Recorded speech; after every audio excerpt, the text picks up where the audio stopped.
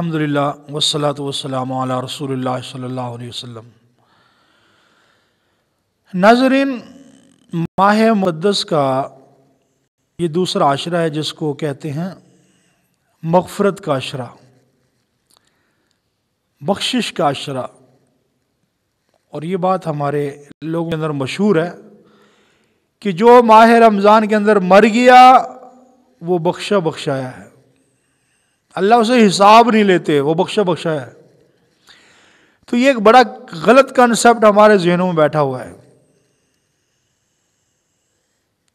اگر کافر مر گیا تو وہ بھی بخشا بخشایا ہے، مشرک مر گیا وہ بھی بخشا بخشایا ہے، نافرمان والدین کا نافرمان وہ بھی بخشا بخشایا ہے، لوگوں کے حقوق کھا کے مر گیا وہ بھی بخشا بخشایا ہے۔ تو یہ غلط بات ہے۔ کیا اس حدیث کی طرف نہیں دیکھا جاتا کہ جس میں آپ علیہ السلام فرمایا کہ بہت سے روزہ دار ایسے ہیں کہ جن کو بجز بھوکا اور پیاسا رہنے کے اور کچھ نہیں ملتا۔ اب یہ بھی تو رمضان مبارک کا مقدس مہینہ ہے، انہوں نے روزہ بھی رکھا، ان کا عمل کیوں باطل ہو گیا، کیوں ضائع ہو گیا؟ ایک ہمارے ذہن میں ہے کہ وہ کافر مر گیا جنتی ہے، مشرک مر گیا جنتی ہے، گناہ گار مر گیا جنتی ہے، والدین کا نافرمان مر گیا جنتی ہے، اور یہاں روزہ دار کا اجر ختم ہو رہا ہے۔ وَرُبَّ قَائِمٍ لَيْسَ لَهُ مِنْ قِيَامِهِ إِلَّا السِّحْرُ، اور بہت سے شب گزار ایسے ہوتے ہیں جو رمضان مبارک کے اندر ساری رات نوافل کا اہتمام کرتے ہیں، اللہ کے سامنے عبادت کرتے ہیں، لیکن ان کی نوافل، ان کی عبادات ذرا کے برابر اجر نہیں رکھتی۔ تو ان کا عمل کیوں باطل ہو رہا ہے؟ تو بھائی یہ غلط ہے۔ اصل میں بعض علماء نے اللہ کی رحمت کو اتنا بڑھا چڑھا کے پیش کیا کہ لوگوں نے سمجھ لیا کہ شاید اب عمل کرنے کی ضرورت ہے، باقی نہیں رہی ہے، بس اللہ رحم کریں گے، اللہ معاف کریں گے، اللہ کی رحمت بڑی وسیع ہے۔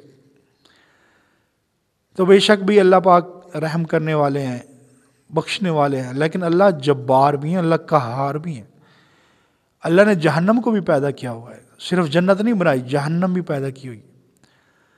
اور بعض حضرات نے اللہ کے عذابات کو اتنا بڑھا چڑھا کے پیش کیا ہے کہ لوگ سمجھ رہے ہیں کہ بس کچھ لوگ ہی جنت میں جا سکیں گے۔ تو بھئی اعتدال والا راستہ اختیار کرو، لوگوں کو دونوں بتاؤ کہ بھئی اللہ کی رحمت بھی ہے، اللہ کا عذاب بھی ہے، جنت بھی اور جہنم بھی ہے۔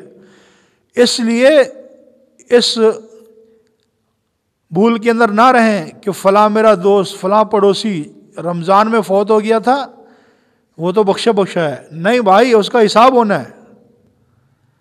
اگر اس کے اعمال اچھے ہیں تو اس کے اوپر اللہ کی رحمت ہے، اگر کسی کا حق کھا کے مرا، اللہ کے حقوق کھا کے مرا، اسی طرح غلط عقیدے کے اوپر مرا، کفر میں، شرک میں مرا، کوئی بخشش نہیں ہے۔ اس لیے کوشش کریں ماہ مقدس کے اندر اللہ کی عبادات کرنے کی، اور صرف اللہ کی رحمت ہی رحمت ہے۔ ہاں بے شک اللہ رحیم ہے، لیکن گناہ گار کے لیے وہی اللہ کا فیصلہ ہے کہ اس سے میں حساب لوں گا، اس کو میں جہنم میں ڈالوں گا، اور جو اعمال والے ہیں ان کے اوپر اللہ کی رحمت ہوگی، وہ جنتی ہوں گے۔ تو بہرحال جس مہینے میں بھی مرا، چاہے وہ رمضان کا ہے یا غیر رمضان، اسے حساب ہونا ہی ہونا ہے۔ اللہ جل شانہ سے دعا ہے کہ اللہ ہم سب کی آخرت والے تمام منزلیں آسان فرمائے، اور اللہ ہم سب کو جنت الفردوس عطا فرمائے۔ کیا کرتا تم ادھر